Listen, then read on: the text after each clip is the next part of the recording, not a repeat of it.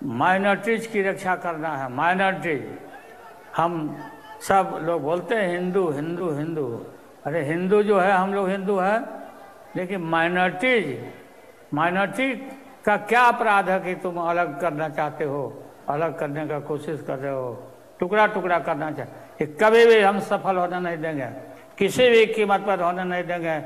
और अब समय आ गया है नरेंद्र मोदी की सरकार को जाने का, विदाई होने का, ये पक्का है। आज देश टुकड़े टुकड़े होने के कगार पर पहुंच ही चुका है। और आरएसएस और भाजपा कोई पार्टी नहीं, क्या एक मुखौटा है आरएसएस का। और भाजपा आरएसएस घोर आरक्षण विरोधी संगठन और ऑर्गेनाइजेशन है। बिहार पूर्णिया के रंगभूमि में जुटे हुए महागठबंधन के सभी नेता कार्यकर्तागण, मुख्यमंत्री Nitish Kumar ji, deputy chief minister Tejashwi Yadav ji, Dipankar Bhattacharya जी, जीतन राम मांझी जी, सीपीआई के सभी नेता, सीपीएम के सभी नेतागण, सभी बिहार के कोने कोने से आए हुए सीमांचल इलाके के जुटे हुए सभी नेता कार्यकर्तागण, भाइयों और बहनों, मुझे यह जान करके बहुत खुशी हुई और ताकत मिला इलाज के बाद कि पूर्णिया के रंगभूमि मैदान में लाखों लाख की संख्या में आप एकजुट हुए हैं। और यह एकजुटता इस बात को प्रमाणित करेगा कि भविष्य में जो चुनाव होने वाला है लोकसभा का, इसमें यह गठबंधन पक्का गठबंधन बांध करके तैयार है भाजपा को सफाया करने के लिए, आरएसएस को सफाया करने।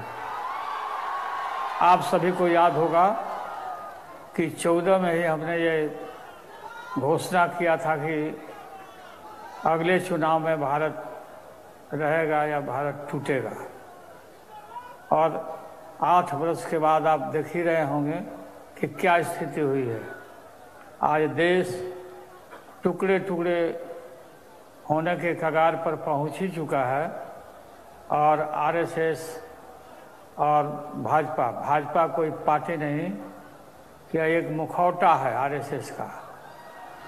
और भाजपा आरएसएस घोर आरक्षण विरोधी संगठन और ऑर्गेनाइजेशन है। जो आरएसएस है वही भाजपा है। इसको मुखौटा के रूप में हम लोग देखते हैं। देश में गरीबी, गुर्बत, लाचारी, बेबसी कगार पर पहुंचा हुआ है। तानाशाही बिल्कुल कम से कम पक्का ही हो चुका है।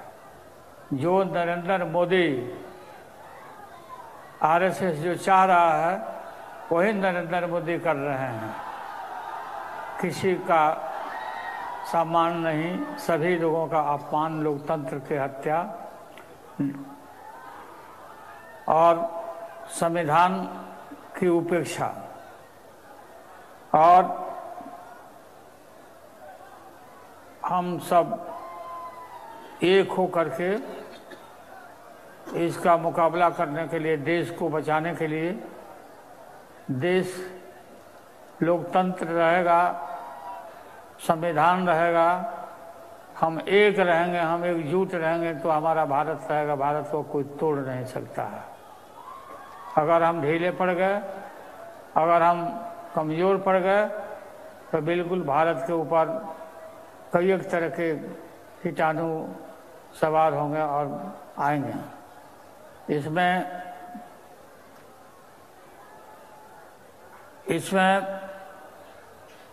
आप लोग को मालूम होगा कि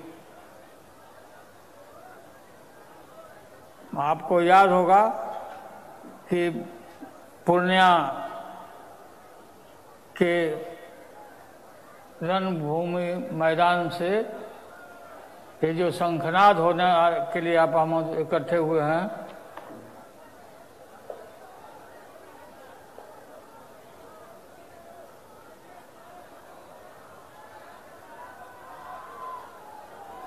बिहार में ही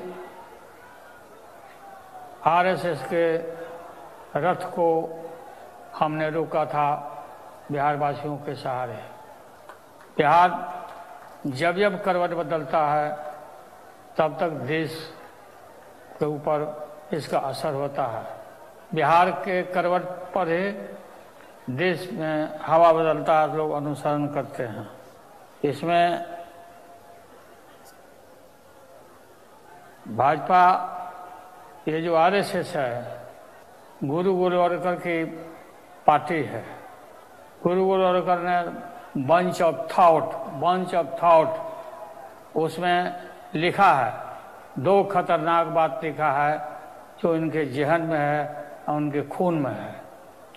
उन्होंने लिखा है कि काशी विश्वनाथ मंदिर में अगर कोई दलित पहुंच जाए पूजा करने के लिए तो उसको मार के, जूते से मार करके उसको बाहर करो और रिजर्वेशन को समाप्त करना चाहिए और रिजर्वेशन को बदलाव करना चाहिए। रिजर्वेशन की जरूरत नहीं है। ये है असली रूप आरएसएस का और ये भाजपा जिसे कहते हैं हम लोग। आप सबको याद होगा, हम और नीतीश एक हो गए हैं और कोई भी भ्रम में नहीं रहे। गठबंधन विचारधारा का है और हम हमेशा साथ रहने का, देश और लोकतंत्र बचेगा तभी हम लोग राजनीति करेंगे। 2024 में से 25 के रिकॉर्ड तोड़ देना है जो चुनाव आने वाला है। और बिल्कुल 2015 में जैसा रिकॉर्ड बनाए थे उससे भी मजबूत बनाना है 2024 और 25 में। मुझे बहुत अफसोस हो रहा है कि मैं पूर्णिया के रणभूमि मैदान में उपस्थित नहीं हो सका, क्योंकि इलाज करा के मैं आया हूँ, किडनी ट्रांसप्लांट करा के। और यह बोलने का और आपके बीच में ये जो ताकत मैं महसूस कर रहा हूँ, यह हमारी बेटी रोहिणी आचार्य ने इतना बड़ा कुर्बानी दिया है।